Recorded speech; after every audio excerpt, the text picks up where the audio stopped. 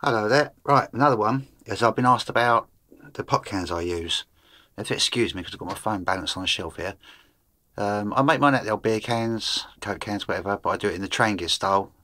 Some of them do the penny stove, like the classic one where you've just got the small hole in the middle, but I don't find them, they burn so well. So I can't find half of my bits at the moment, but I thought I'd do the video anyway, as promised. Right, first job, empty can. I generally use a beer can because you've got more length of metal, so you can get away with it easier.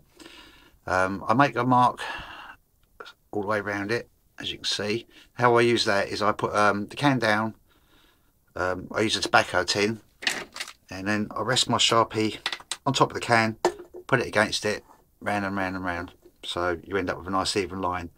You want to do that on two cans. Then, this is the bit I had loads of trouble with, because if you don't do it in the right order, it actually gets quite fiddly. You need to make the jet holes next. What I usually do is put it down. I have like a map pin, which I push in against the little ridge there. You can see it, on the lip there, and then just give it a tap with the hammer, give it a wiggle just to open it up a little bit. Some people use thumbtacks, drawing pins, etc. Some people use a really fine drill. So put one in, one opposite, and quarter it in the middle there, again all the way around, and then I do in between as well. So I end up with 16 jet holes. Right, so all the way around, just on that edge. After I've done that, I then make the hole in the top. So I stick a glove on the hand I use it. And I'll take a Stanley knife. I can't find my gloves either at the moment. But what I do is I lay the Stanley knife just in that, where that groove is in there, and just score it all the way around. And with a little bit of patience, it doesn't go straight through straight away. And I wouldn't recommend trying to do it too quickly, because you end up with it jagged. But if you score round and round and round, after about 3 or 4 turns, you can give it a tap and that will pop inside. Then go back to, so you've now got your jets, you've now knocked out that centerpiece. Get a pair of scissors and then just cut around that, or a Stanley knife some people use. I find it easy with a pair of scissors. Try and keep it as neat as you can, because when you're doing it, you're going to want some of this leftover section as well. So once you've done that, you will then be left with that, basically. With your other can, you've scored it to the same height as the top one, so cut that out, and then that'll be your two pieces. That's your top and your bottom. With the leftover material from the middle of the can, if you put these down on the floor and you measure how high that is, and basically you want to, whatever that height is, you want to add another centimetre to it. So yeah, just add another 10mm.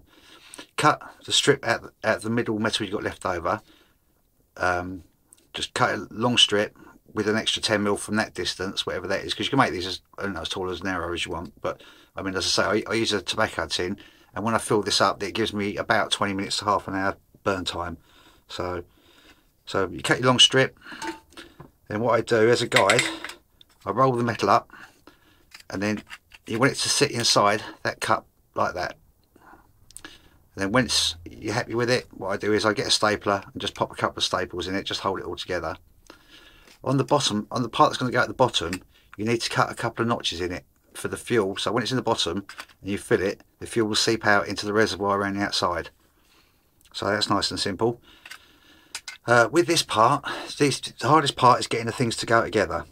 So what I do is I've got another one here, and if you get a full can or something and wiggle it in, it can get a bit stuck. Try not to crush it too much, but what you want to do is you want to try and force that so you actually stretch out the bottom of this a little bit, and it will actually flare out. I don't know if you'll be able to see that, but it does actually slightly flare out there, which will make it a bit easier for when you try and get the top bit in.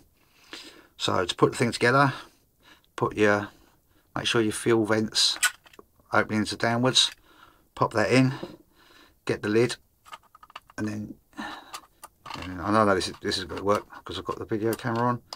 I can stand here and spend 10 minutes trying to get one of the, oh there we go, like so, and then gently just wiggle it down into place, making sure that, because the inner's still loose at the moment, as you go down, make sure it hooks underneath this rim. So just gently, a little bit at a time, making sure that you've got that so it's inside.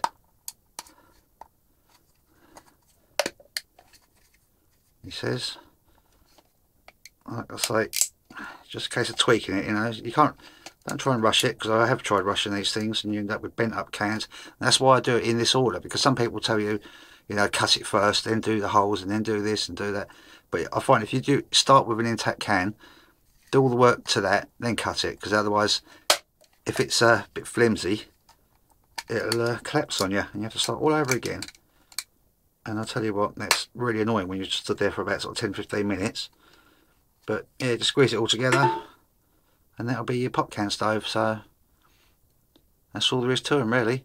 Brilliant little things, as I say, no moving part. When I first started them, I was using methylated spirits in them, which is, no, it does the job. Very smelly stuff though, you know, when you've got it on your hands or anything else. But since then I learnt about bioethanol. You can get these from B&Q. It says,